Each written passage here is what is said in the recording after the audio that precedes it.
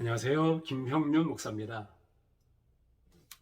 저는 오늘 마태복음 19장 14절에서 하신 주님의 말씀을 좀 나누고 싶습니다.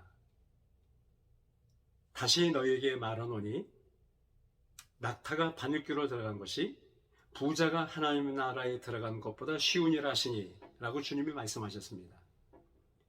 이 말씀은 세상이 믿지 않는 사람들도 익히 알고 있을 정도로, 그들도 종종 인용할 정도로 널리 회자되고 있는 유명한 말씀 중에 하나입니다. 이 말씀이 나오게 된 배경은 무엇일까요? 어느 날 한 부자 청년이 예수님을 찾아와서 내가 무슨 선한 일을 해야 영생을 얻을 수 있겠습니까? 라는 질문을 합니다. 그래서 주님은 그 부자 청년에게 낙타가 바늘귀를 통과한 것이 부자가 하나님 나라에 들어간 것보다 쉽다라고 예를 들어 말씀하신 것입니다. 그렇다면 여러분 아시다시피 낙타가 그 조그만 바늘구멍을 통과하는 것은 사실은 100% 1000% 불가능한 것입니다. 그와 같이 부자가 하나님의 나라에 들어간 것 이 또한 어렵다라고 주님이 말씀하신 거거든요. 그런데 여러분 이 말씀의 속뜻을 잘 아셔야 됩니다. 함부로 문자적인 것만 보고 세상의 모든 부자는 다 주님이 싫어하시는구나, 가난한 사람만 천국에 들어가는 거구나, 교회는 가난한 사람의 것이 이런 뜻일까요? 부자는 너 교회 오지 마, 너는 구원받을 수 없기 때문이야. 주님은 부자들을 싫어하셔.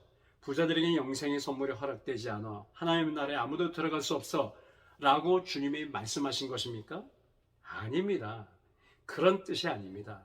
이 말씀의 속뜻은 하나님의 말씀보다 물질을 더 우선시하고 중요한 가치로 여기고, 주님을 사랑하는 것보다 세상과 재물을 더 탐할 때 그것이 전부 다인 양 가장 중요한 것처럼 여기고 살아가는 자세를 가진 사람들에게는 하나님의 나라에 들어간 게 마치 낙타가 바늘구멍을 통과한 것보다 어렵다라고 하신 말씀인 것입니다.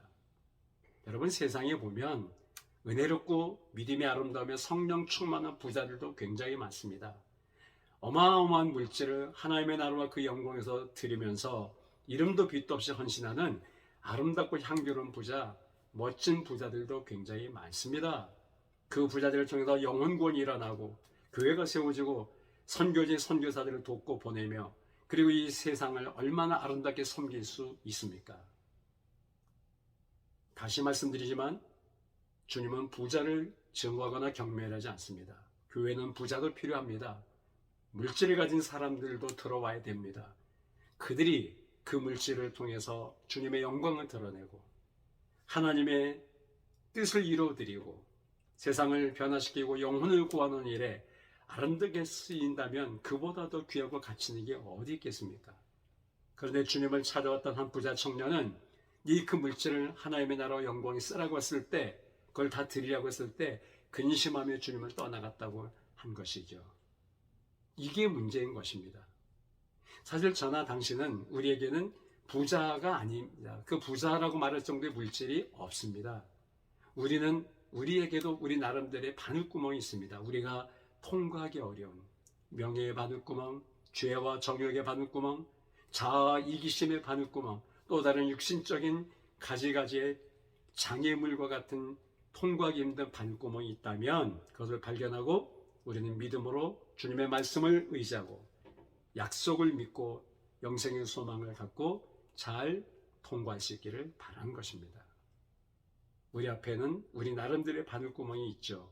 오늘도 그 바늘구멍을 믿음으로 잘 지나가시기 바라고, 그리고 마지막 때 하나님의 나라에 멋지게 들어갈 수 있는 하나님의 구원받은 백성이요 거룩한 자녀가 되시기를 주님의 이름으로 축원드리며 사랑과 축복을 보냅니다. 할렐루야.